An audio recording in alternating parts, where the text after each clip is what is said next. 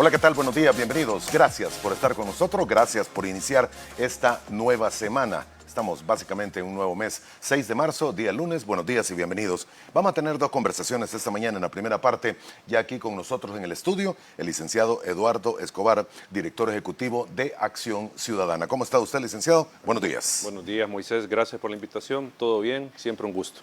Coyuntura política, momentos electorales de acuerdo al calendario que existe para las próximas elecciones del 2024. Estamos hablando de febrero y de marzo. Naturalmente hay muchos temas que hablar con respecto a esto.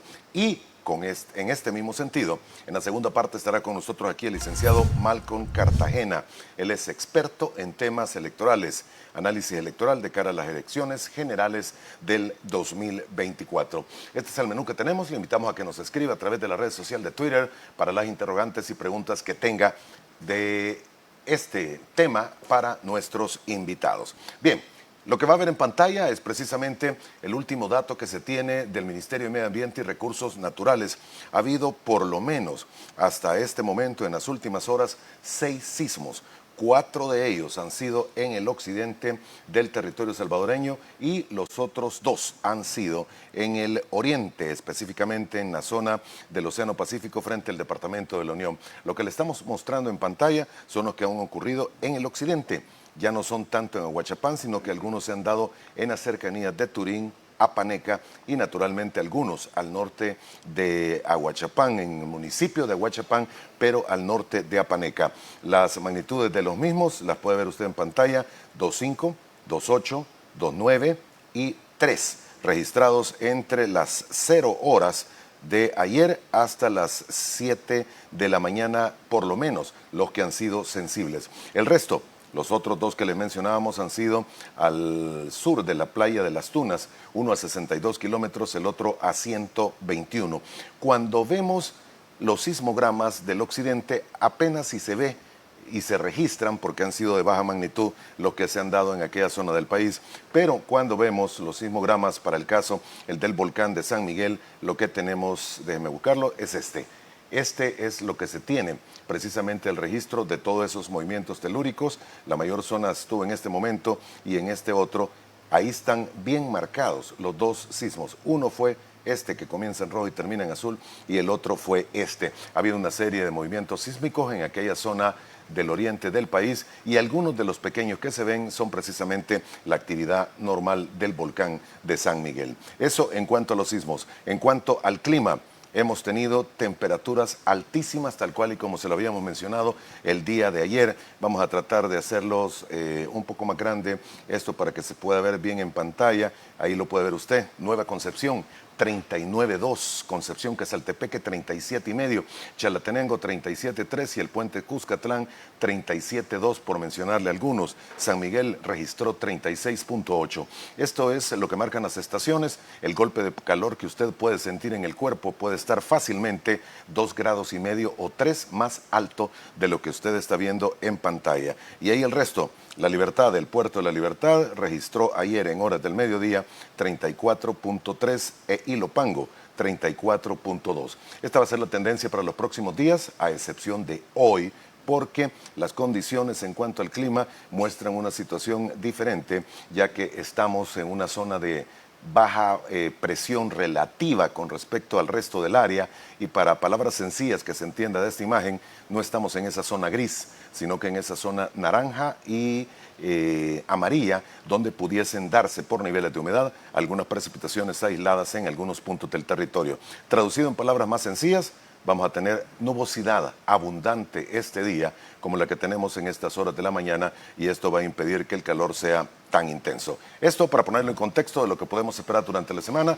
Tenga usted el mejor de los días y comenzamos nuestra plática con nuestro primer invitado aquí en el estudio. Licenciado, estamos a básicamente ya menos de un año para los dos momentos electorales.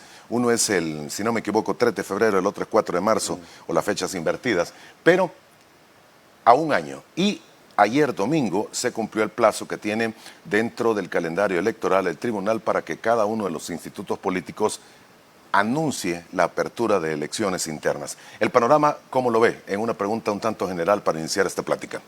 Bueno, Con el plazo que se venció ayer, y de hecho ya los partidos estaban habilitados, quienes habían convocado a su elección, vamos a comenzar a ver, digamos, o a tener claridad el panorama de quiénes van a ser los candidatos y candidatas que van a competir en 2024. Es decir, vamos a ver si se postulan de nuevo miembros de consejos municipales, vamos a ver si de nuevo se postulan ciertas personas como candidatos o candidatas a diputados. O sea, ya vamos a comenzar a ver eso, porque está habilitado ya el periodo para que los partidos realicen su elección interna. Y en esa medida vamos a observar y vamos a definir si hay algunas cosas, o sea, si se dan algunas cosas que se han advertido violarían la ley electoral y violarían la Constitución. Estamos hablando, por ejemplo, de si se va a permitir la inscripción del candidato presidencial de Nuevas Ideas al presidente Bukele. Vamos a ver si se va a permitir que aquellos funcionarios que han abandonado algún partido puedan competir con otro, teniendo en mente la prohibición del transfugismo. Yo creo que esos van a ser como, digamos, dos puntos que nos van a marcar ya la ruta de legalidad o ilegalidad de las próximas elecciones. Creo que eso ya lo vamos a comenzar a dilucidar. Si se va a permitir esa inscripción o estas inscripciones que mencionaba tienen que ver con transfugismo, que estaría prohibida, estarían prohibidos que compitan en elección interna y obviamente no se podrían inscribir ante el Tribunal Supremo Electoral. Hay un momento de dualidad, si lo quiere ver, dentro de la realidad política. No quiero decir qué es lo bueno y qué es lo que no es legal. Claro. Pero la Sala de lo Constitucional ha dicho, o por lo menos la Corte Suprema ha mencionado de que sí puede participar o que sí está habilitado por lo menos para inscribirse, y si logra salir avante del proceso interno podría participar el presidente de la República. Yo creo, Moisés, que habría que diferenciar dos cosas. Digamos, el debate no es si es legal o ilegal que se inscriba el presidente. Eso hay que decirlo, es inconstitucional, es ilegal, punto. No hay, digamos, como margen para debate. Lo que, digamos, lo que habría que comparar es lo formal y lo fáctico. Lo fáctico es que va a pasar, se va a inscribir y va a competir, ¿ya? Pero eso no lo vuelve constitucional, no lo vuelve legal, el hecho de que compita y que al final le permitan inscribirse. O sea, ¿Dónde queda la interpretación de la Corte?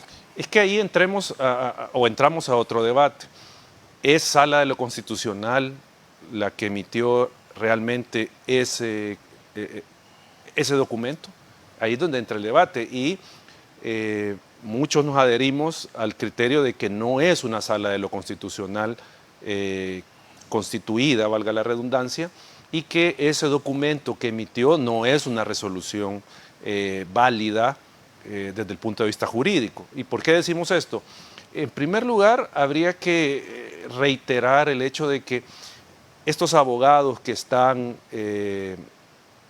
diciendo que son magistrados o que están asumiéndose como magistrados de Sala de lo Constitucional, hay que advertir que han incumplido uno de los primeros y básicos requisitos para ser magistrado de Corte Suprema de Justicia. ¿Y cuál es? Estar en el listado del CNJ que se elabora para postular ante la Asamblea Legislativa a 30 candidatos. Ellos no estaban en el listado. O sea, esa es una condición básica. Si usted revisa la Constitución, los candidatos provienen de ese listado que elaboran, por un lado, el CNJ, que hace una evaluación de abogados que se postulan, y por otro, los abogados que nos corresponde elegir a 15 colegas para conformar ese listado. Entonces, estos abogados no estaban en ese listado, porque el listado que se hubiese utilizado era el que se creó en 2018 con la elección precisamente de los magistrados destituidos. O sea, ese listado era el válido. Entonces solo podían salir de ahí las personas que podían ocupar válidamente el cargo de magistrados. Entonces ellos no estaban. Entonces incumple el primer requisito, pero como digo, estamos hablando desde lo formal, Moisés. Formalmente no estaban en el listado, no estaban habilitados para ser considerados siquiera por la Asamblea Legislativa para ser electos magistrados. Entonces, mucho menos, desde el punto de vista formal, son magistrados. en primer lugar por esto. Segundo, el tema de las causales de destitución. ¿Cuáles fueron las causales de destitución de los magistrados legítimamente electos? Ya lo dijo el diputado Castro en Estados Unidos. Simplemente porque necesitaban garantizarle gobernabilidad al presidente, los quitaron. Así dijo en Estados Unidos. ¿Pero qué significa eso? Eso significa renegar del sistema político democrático que tiene nuestra Constitución y que es lo que hay que observar. Es decir, nuestra Constitución plantea de que por el sistema, por el diseño institucional, es probable que el presidente de la República no tenga mayoría en la Asamblea.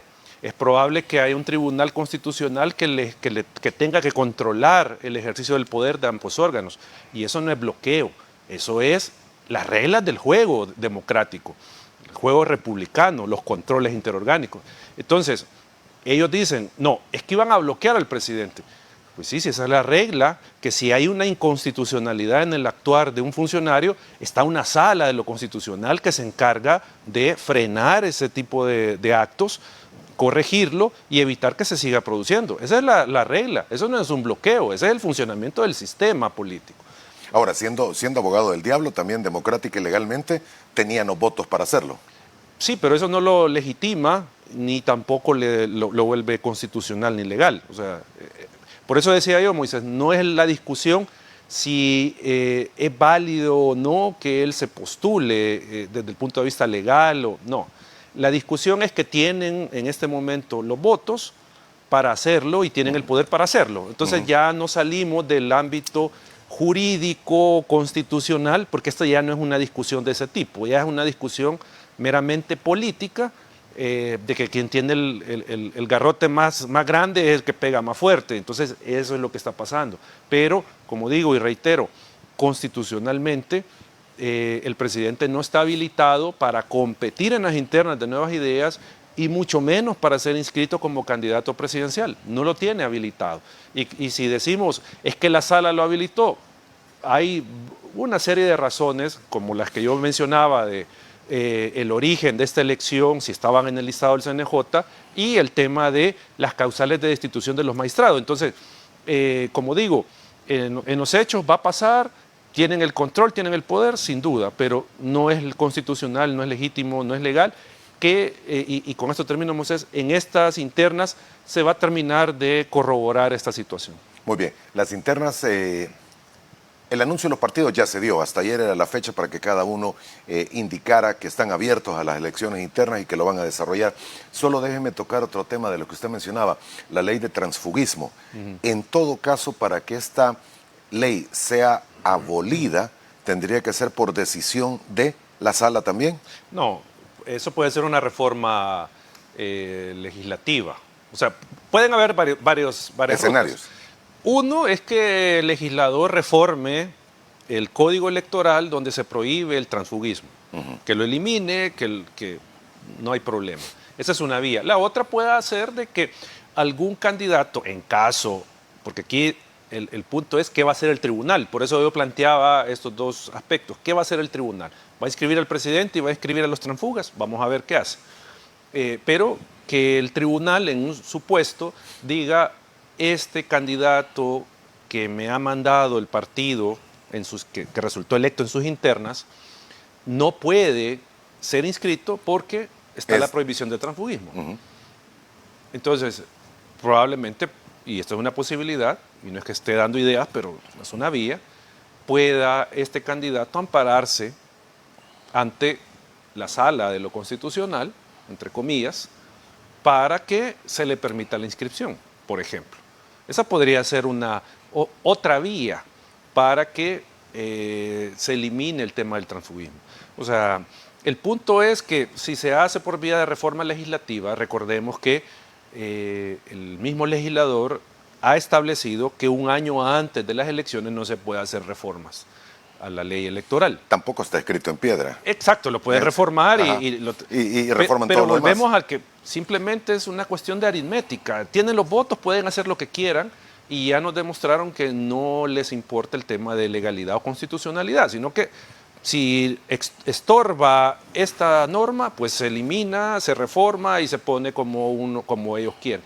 Entonces pueden eliminar el tema del transfugismo o, como decía, puede que el tribunal haga una interpretación de este tema y permita la inscripción, no sé basado en qué, o que la sala supuesta emita alguna resolución amparando a algún candidato o candidata. Siendo práctico, pueden, más bien dicho, siendo práctico, y vamos a volver a la ley de transfugismo, el presidente podría participar por gana.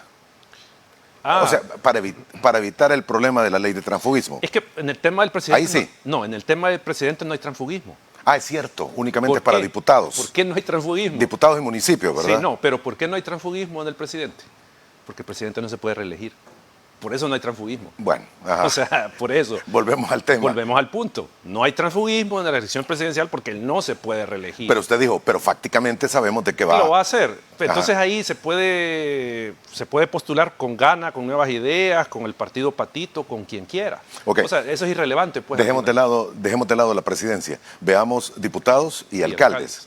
Consejo municipal, bueno, alcalde y consejos municipales Consejo también. municipal. Exactamente, consejos municipales.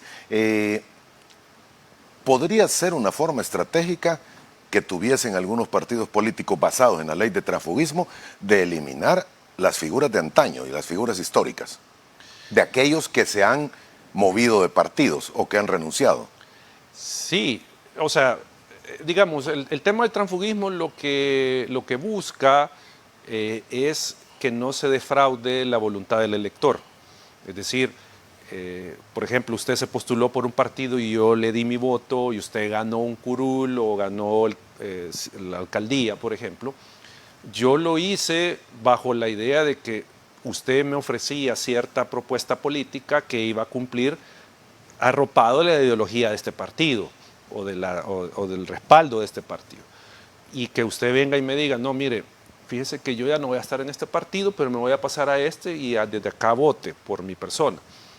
Eso es lo que busca evitar la regulación de transfugismo, que se dé esta alteración de la voluntad popular, porque al final el pueblo, cuando da su voto, crea una correlación legislativa, le da el control de la municipalidad a cierto partido, y que yo o un grupo de diputados vengan y quieran cambiar eso, altera la voluntad de la gente. O sea, eso es lo que también hay que ver. El punto acá es que los partidos tendrían, en primer lugar, que no inscribir candidaturas que se puedan señalar de transfugas. Eso es lo primero que tendrían que hacer. O sea, todo comienza por los partidos. Respetar la ley en el sentido de, no, esta persona no puede conformar las planillas que se van a someter a la elección de la militancia. Eso es, digamos, como lo primero. Y lo segundo es el Tribunal Supremo Electoral. El tribunal no debería de inscribir a ningún funcionario que ya se le haya comprobado o haya evidencia que es transfuga. O sea, no lo debería hacer. Que si esto va a terminar haciendo a un lado figuras políticas de antaño, siempre y cuando, o sea, lo puede hacer siempre y cuando estas personas hayan abandonado la disciplina de un partido y se hayan incorporado a otro. Ahí es cuando se puede dar esta situación que usted planteaba, Moisés, de que se hagan a un lado algunas figuras políticas. Pero si, digamos, no han abandonado el partido, el mecanismo para dejarlos afuera será el voto de la militancia. O sea, la militancia de los partidos tienen un gran poder, y eso creo que hay que decirlo a los que son militantes de partidos. Tienen un gran poder en este momento. O sea, ustedes pueden cambiar, digamos, las caras de la oferta electoral de su partido. Es decir, ustedes pueden poner gente que no tenga alguna vinculación con actos de corrupción, con el pasado, con cualquier cosa que es nociva en este momento.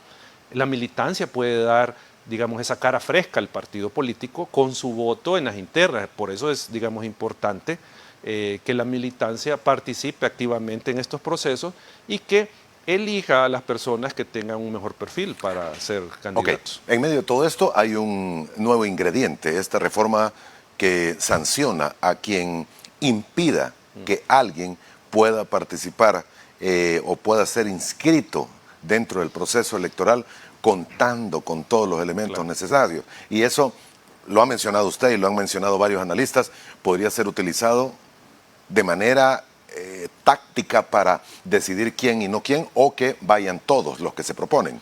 Yo creo que esta reforma al Código Penal, donde se sanciona como delito la obstaculización de candidaturas, sin duda es una forma de blindar la candidatura del presidente.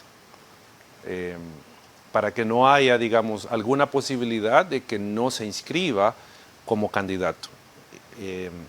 Y aquí es donde entra el punto. Esto es más una amenaza, esta reforma, más que la intención de salvaguardar algún derecho, algún proceso de la elección. O sea, es más ese objetivo. Y esto obviamente puede aplicar particularmente para magistrados del Tribunal Supremo Electoral. Alguien me preguntaba, ¿cómo se podría dar esta situación? Pues, ¿qué tal que por alguna situación excepcional no se pueda conformar con magistrados propietarios el Tribunal Supremo Electoral y se llegue el momento de inscribir candidaturas, por ejemplo, y no se tenga los votos necesarios para que se dé la inscripción en firme, o sea, que el tribunal no inscriba? ¿Qué tal que un magistrado que está conformando pleno en ese momento no quiera dar su voto? Por razones constitucionales, legales, por lo que sea, y no da el voto. Ahí podría darse un margen para que se mencione esta decisión del magistrado de no dar su firma para inscribir esta candidatura, se puede constituir en delito de obstaculización de la candidatura, ¿ya? Porque lo que dice el artículo reformado es aquellas candidaturas que cumplan los requisitos legales. Pues sí, pero ¿y quién va a determinar los requisitos legales? ¿Quién? ¿Ya? O sea, yo puedo decir que mi candidatura es legal, pues sí, pero quien tiene en todo caso la facultad es la autoridad electoral. El Tribunal Supremo. El que tiene la autoridad para, luego de si no se han dado los respectivos recursos, inscribir una candidatura. Pero digo, este es un escenario tal vez un poco más difícil que se dé, ¿verdad? El que falten votos en el pleno del tribunal para lograr la inscripción de una candidatura, pero sí es, a mi juicio, una evidente intención de blindar, dejar poco margen para que se pueda, digamos, inhabilitar la candidatura del presidente. Ahora, ¿se va a dar en algún momento la habilitación o la autorización de parte del tribunal por parte de los magistrados? Ya no es por unanimidad, ¿verdad? Es de 4, con 4 de 5. Con 4 de 5. Okay. Es que, sí, 4, es porque es una decisión de mayoría calificada. Tendría que ser 4. 4 de 5. Ok. Podría ser utilizado como usted lo menciona precisamente, pero ese momento se va a llegar. Sí, el tribunal tiene que decidir si participa o no el ciudadano presidente. Va a llegar la solicitud, la planilla de inscripción para la elección presidencial cuando ya se habilite el periodo, y ahí es donde el tribunal va a tener que decidir, ¿verdad? Que ya lo adelantaba, o sea, ya decían que lo van a inscribir, ¿no? Y que de hecho estaban generando reglamentos para hacer esto, pero digo, desde el punto de vista constitucional, pues el tribunal sí tendría que evaluar esa candidatura y no proceder a su inscripción, así de sencillo. Muy bien, antes de ir a la primera pausa comercial, licenciado, ¿cuál cree usted que es el momento que viven actualmente los partidos políticos históricos del país? Y hablamos específicamente de Arena y FMLN. Bueno, yo creo que el que tiene, o el que ha sido más golpeado de los dos es el FMLN.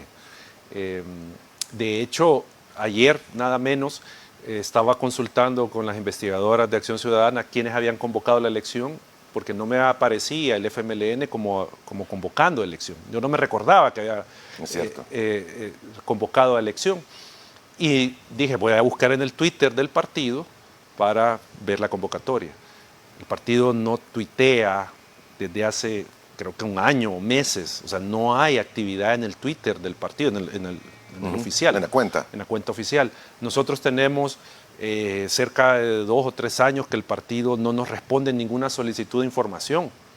O sea, parece que no hay oficial de información.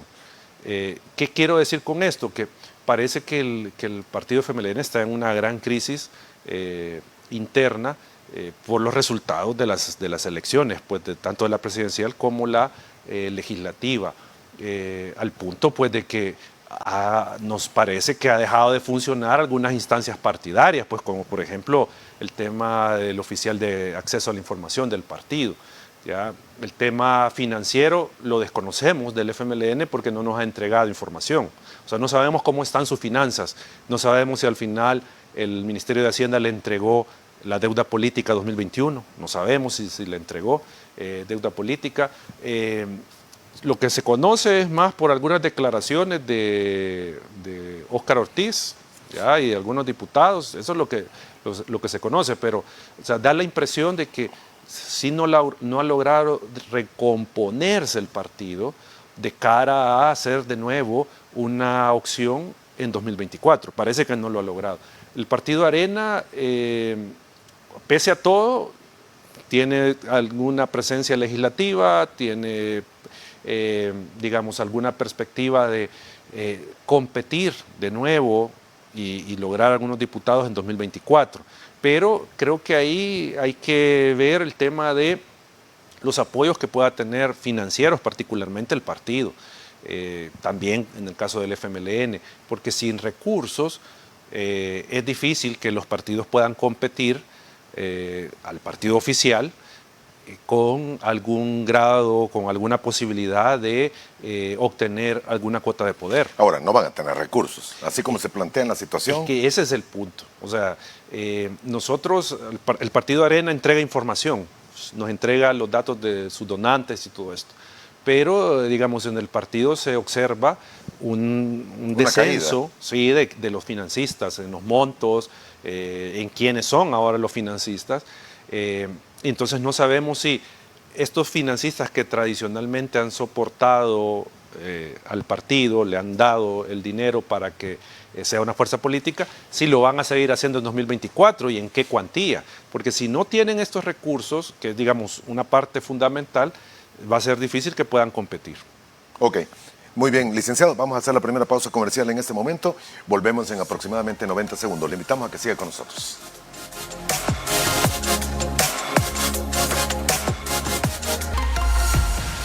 Nos acompaña en esta primera parte de Frente a Frente el licenciado Eduardo Escobar. Él es el director ejecutivo de Acción Ciudadana. Otro tema que no debemos olvidar es el presupuesto general de la Nación, presupuesto general de elecciones, más bien dicho. Y ya se ha determinado cómo va a estar distribuido en los montos para el voto interno y para el voto en el exterior. ¿Primera apreciación que usted tiene? Bueno, el presupuesto extraordinario de elecciones siempre lleva consigo el debate de si se debe mantener esta modalidad actual de que se entrega todo un periodo antes al Tribunal Supremo Electoral, todo el presupuesto, o si, como se ha planteado desde hace años, se modifica las asignaciones presupuestarias para irle dando al tribunal desde antes, desde 2 o 3 años antes de la elección, los fondos para que vaya preparando la elección sin ningún contratiempo, sin estas premuras de que no está aprobado el presupuesto. O sea, siempre creo yo que cuando se aprueba el presupuesto extraordinario, que no se ha aprobado, pero que ahí está presentado, siempre viene a la mente este debate. Si el tribunal debería de tener estos fondos para comenzar a ejecutar aquellos programas del PLAGEL que ya deberían de estar ejecutando y que se están ejecutando, y que sabemos que y ha sido siempre el caso, en algunas ocasiones se retrasa digamos, la ejecución. Entonces, eso es lo primero, volver a esta discusión. Si hay que cambiar la forma de pasar de un presupuesto extraordinario de elecciones a un presupuesto ordinario que tenga el tribunal enfocado para la elección, o sea, para no estar en esta situación. Lo otro es que, sin duda, hay un impacto en la separación de elecciones en cuanto a lo presupuestario, o sea, eso va a aumentar el costo, pero lo que a mí me preocupa es el tema de que todavía no conocemos por qué va a costar esto la elección. O sea, ¿a qué me refiero? Porque se redujo de los 90 millones que se habían pedido a 70 y tantos. De 89 a 70.2. Para la elección interna. Pero digamos, ahí a mí me surgen una serie de dudas y surgen porque no hay suficiente información respecto de las partidas presupuestarias de la elección. O sea, es decir, cuánto lleva para este programa del Plagel, cuánto lleva para este otro de presupuesto, porque yo planteaba una duda. Yo no sé si van a volver a utilizar las máquinas, las computadoras que se utilizaron en 2021 para el escrutinio de mesa. Si usted se recuerda, en 2021 el escrutinio fue por medio de un software que se tenía y que cada mesa tenía una computadora para hacer más fácil la contabilización de los votos, de las marcas, etcétera, etcétera. El equipo se va a utilizar, eso ya fue dicho por el tribunal. Sacamos una nota la semana pasada. Sí, pero el punto es, por ejemplo, esa información todavía no está clara si así va a ser o no va a ser de esta manera. Entonces, porque uno podría entender que si se van a adquirir nuevas computadoras, el costo de inversión puede ser más alto. Puede ser más alto. Si van a actualizar ese software, por ejemplo, se va a usar el mismo. O sea, no sabemos. Por eso digo que hay una serie de dudas todavía del presupuesto porque tiene este valor, o sea, porque es un valor alto. Igual con el tema del voto en el exterior. No sabemos todavía, porque lo que se había planteado eran 60, 70 millones, si no mal recuerdo, para voto en el exterior, pero lo que no sabemos a este momento es cuánto se ha destinado, por ejemplo, para la contratación de la empresa que va a crear el software, la solución tecnológica para la votación, cuánto se va a gastar para los módulos de votación electrónica en los consulados, cuánto van a comprar, por ejemplo. O sea, todo ese tipo de detalles son los que hace difícil poder dar una opinión de si es un presupuesto justo o es un presupuesto excesivo, o sea, porque no sabemos todavía, digamos, ese nivel de detalle de la elección. O sea, y ahí es donde ya se le había señalado al tribunal que sería bueno, por un tema de transparencia, revelar más información respecto de las partidas presupuestarias del presupuesto extraordinario de elecciones. Palabras textuales del presidente del tribunal dice: no es la cifra que solicitamos, pero estamos dispuestos a hacer los ajustes necesarios. Estamos conscientes de que en todos los procesos electorales siempre ha habido diferencias entre lo solicitado y lo aprobado. Claro, o sea, eso no es nuevo. O sea, no será exclusivo de esta elección el hecho de que el presupuesto solicitado por el tribunal sea rebajado. Pero aquí es donde vienen de nuevo las preguntas. ¿Qué programa va a sufrir la rebaja? Por lo general, siempre tiene que ver, o siempre ha salido afectado, o mayoritariamente afectado, el programa de divulgación de información a la ciudadanía. O sea, ese es el que se recorta, porque se prefiere invertir en otras áreas y dejar, digamos, lo mínimo para información ciudadana. No sabemos si este va a ser el caso. O sea, al final, creo yo de que no es beneficioso para el proceso electoral que no sepamos mayor información sobre los gastos que se van a realizar o se han proyectado realizar en la elección. O sea, ya deberíamos de saber, deberíamos de conocer todos con mayor detalle esta información.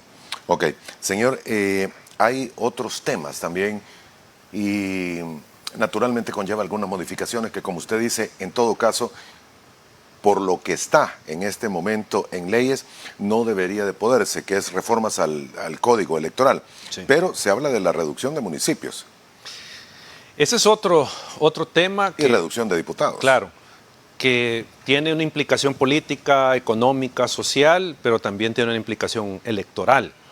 Y la implicación electoral es que si se quiere hacer esta reforma, puede generar algún conflicto, algún problema, algún debate legal por el hecho de que, recordemos algo, los partidos políticos convocan a su elección interna antes de la fecha que define el tribunal, que es el 5 de marzo.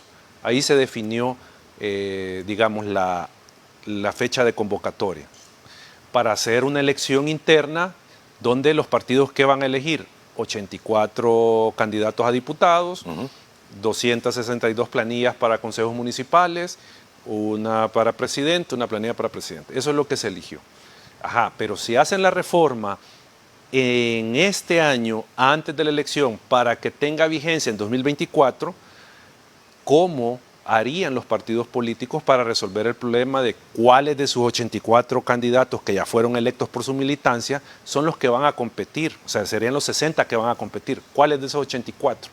Si reducen de 262 a 60 municipios o a 50, de las 262 planillas que eligieron los partidos, ¿cuáles son las que quedan?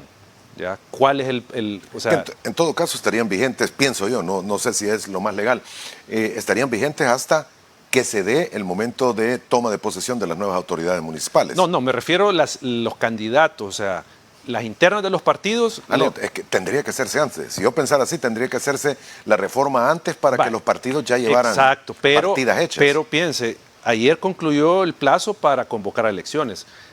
Los partidos ya van a comenzar a hacer elecciones. Ajá, y si un partido elige 84 candidatos, 262 candidatos, planillas para Consejo Municipal y luego le cambian las reglas. ¿De cuántos son? ¿De cuántos son? Bueno, pero siendo práctico, arréglelo. ¿Eh? ¿Pero cómo? O sea, yo sé, o sea, hablando desde el punto de vista legal, eso es un entuerto legal.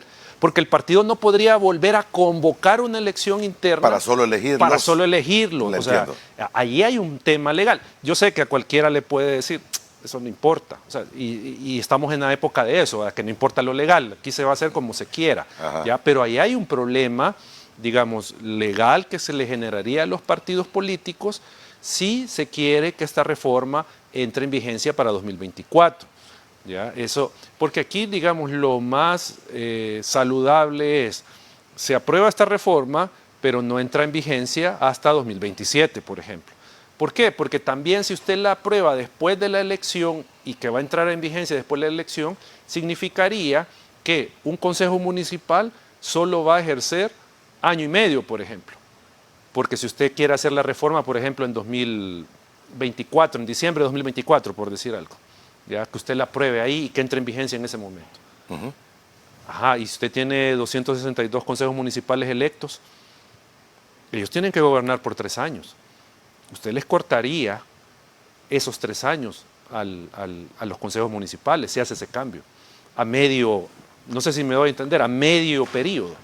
Ajá. Es que lo que tendría que hacerse es la reforma con suficiente antelación para que ya en las elecciones, ya no la 2024, sino que 2027, esté reformado y ya los partidos solo elijan a 50 o 60 diputados, candidatos a diputados. Ok, ¿me quiere decir usted para el 2024 no es conveniente? Sí, porque en primer lugar ya los partidos van a hacer sus internas. Ya han preparado logística para todo eso. Mañana es martes, supongo que es sesión plenaria. ¿Y si mañana reforman? Todavía no han van hecho a haber 50 municipios y van a ser 60 todavía no diputados. Han hecho ningún proceso interno los partidos. Se podría. Todavía pero una reforma de este calado, de este tipo, aprobarla en un día, o sea, eso es también otro tema. Pero el punto es, dando que todavía pueda tener un mes de discusión y de afinación allá en Capres de la reforma, porque eso de allá viene, no es que la Asamblea lo haga. Estamos hablando que llegamos a abril. Ya algunos partidos en esa fecha ya pudieron haber realizado sus internas. Entonces, no hay una solución que plantee la ley de partidos políticos de cómo resolver, digamos, esa diferencia que pudiera generar esta reforma. O sea, ese es un primer punto. Y lo otro que le decía, imagínense que la aprueben en este año, pero que va a entrar en vigencia a medio 2024 o que va a entrar en vigencia en 2025. Significaría cortarle el periodo a 24 diputados, significaría cortarle el periodo a más de 200 consejos municipales popularmente electos. Entonces ahí generaría también una violación a la Constitución, porque el periodo de los diputados y los consejos municipales es de 3 años. Entiendo. O sea, si lo hacen a medio camino. A medio camino. Porque lo que debería hacerse es una reforma, con suficiente antelación a una elección, para que así todos estemos claros de que los partidos van a elegir solo a internamente 50, a tantos. Exacto. Y a los otros. Y que no tengan después que ver cómo hacen para corregirlo. Sí, porque o volver a convocar. Yo pregunto, con la legislación actual, ¿cómo definiría eso un partido? O sea, porque no puede volver a convocar. La ley de partidos no plantea una segunda convocatoria de corregir elección. algo. No, o sea, no lo plantea. Entonces, obviamente, como digo, alguien puede decir, reformar la ley y poner que lo puedan volver a hacer. O sea, pero digo, con el ordenamiento jurídico actual, ahí habría un problema. Muy bien, gracias por el tiempo que nos brindó esta mañana. Señor, se le agradece. No, gracias a usted y siempre a las órdenes, Moisés. Gracias por habernos acompañado. El licenciado Eduardo Escobar, director ejecutivo de Acción Ciudadana. Vamos a hacer una pausa, volvemos en aproximadamente 3 minutos. Estará con nosotros aquí en el estudio el licenciado Malcolm Cartagena, experto en temas electorales. Ya volvemos.